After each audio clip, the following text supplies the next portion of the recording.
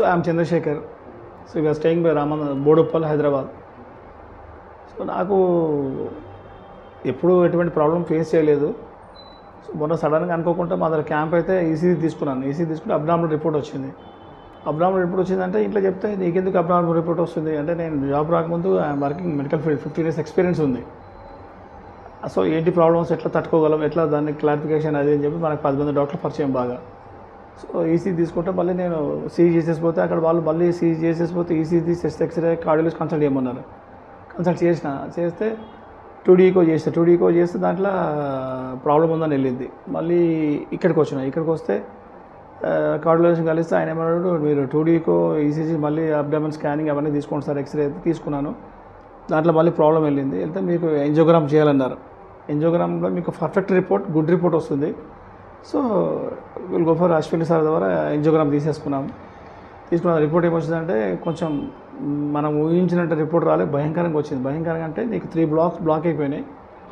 So దానివల్ల మనం ఏం చేయలేమన్నారు. ఏం చేయలేమంటే ఎట్లా అంటే, స్టంట్ వేసే అవకాశం ఏమైనా ఉందా అని అడిగాము. స్టంట్ లేదండి, మీకు 3 blocks ఆల్రెడీ బ్లాక్ అయిపోయినాయి. స్టంట్ వేసినా మీకు అమౌంట్ వేస్ట్, టైం వేస్ట్, మళ్ళీ ప్రాబ్లమ్స్ మళ్ళీ ఎంబడెంబడే రెక్టిఫికేషన్ అవుతుంటాయి అవి. సో మరి క్వశ్చన్ మార్క్ పెట్టింది ఏంటి అనేది. సో నేనన్నా మరి మీరు చెప్పాలి ఏంటి అనేది. అంటే మరి సొల్యూషన్ వేరే ఇంకేం ప్రాబ్లం, దీనికి ఆప్షన్ ఇంకేమైనా ఉందా? ఉంది. ఏముందంటే బైపాస్ ఆపరేషన్ ఒకటి ఆప్షన్ లేదు. Will go for CCTV latest equipment ద్వారా వచ్చింది బైపాస్. సో బైపాస్ ద్వారా పోతే మీకు లైఫ్ ఉంటుంది. It will take 15-20 days, 1 month rest ఉండాలి. సో మీరు మళ్ళీ ఒక 2-3 monthsలో మామూలు యాక్టివిటీస్ మీటన్నీ చేసుకోగలరు. సో జాబ్ చేసుకోగలరు, మళ్ళీ మామూలు మనిషి యాక్టివేషన్ వస్తుంది. సో దానికి నేను అడిగా మరి ఎంత ఖర్చు వస్తుంది అంటే, వాళ్ళు అమౌంట్ చెప్పారు, ఇంత ఇట్లా అవుతుంది ప్యాకేజ్ సిస్టమ్ అని చెప్పి. సో మీరు ఏమి ఇబ్బంది పడవద్దు, స్టార్టింగ్ నుంచి ఎండ్ వరకు మాదే రెస్పాన్సిబిలిటీ, మాదే పూచికత్తు. మేము మీకు ఏ విధంగా అయితే ఈ హాస్పిటల్ పే చేయవచ్చారో మమ్మల్ని కలిసిరో doctor Vishal, doctor Wajid Ali. So ఈ 2 people will look after everything అనమాట. ఇంకా మనకు ధైర్యం చెప్పడము, మెడికేషన్స్ ఇవ్వడము, మీరు మంచిగా అయిపోతారు, మీకు ఏ పెద్ద అనుకున్నంత జబ్బు మీకు ఏం కాదు, not your patient.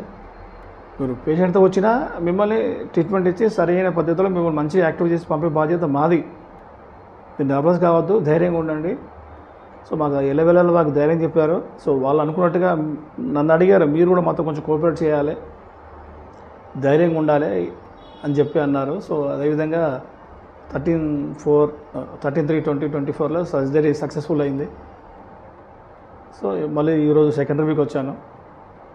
Second week వచ్చి చూసారు ఆయన, జమ్ము బాగుంది, పర్లేదు, ఓకే అమ్మా, చాలా బాగున్నారు మీరు, ఇదే యాక్టివిటీషన్ కంటిన్యూ చేస్తూ ఉండండి, హ్యాపీనెస్ తోటి మందులు వాడండి.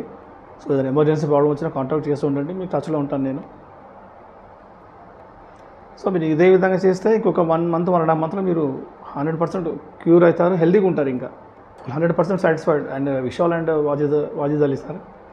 So services is good, services is very good. ఇంకా వాళ్ళ మీద చెప్పడానికి అంటూ ఏమీ లేదు నా దగ్గర. అంటే చూసుకోవాలి, ఎనీ టైం ఏదైనా అవసరం పడితే వచ్చి సర్వీస్ చేయడం. ప్రతి డిపార్ట్మెంట్ వాళ్ళకి నేను థ్యాంక్స్ చెప్పదలుచుకున్నాను మనస్ఫూర్తిగా. సో ఇది అదని కాదు, కానీ మాకు తెలియదు కదా, మనకి ప్రతి డిపార్ట్మెంట్ వాళ్ళు వచ్చి, సార్ మీకు ఎలా ఉంది, ఓకే, ఎస్ బాగుంది సార్, ఎలా ఉన్నారు, ఇంకా యాక్టివ్ కావాలి, మీరు ఎక్సర్సైజ్ చేసుకోవాలి, పొద్దున్న లేవాలి, లోపల వాక్ చేయాలి, మందులు వేసుకోవాలి టైం టు టైం. మీకు ఏమైనా ప్రాబ్లం ఉంటే మాకు చెప్పండి.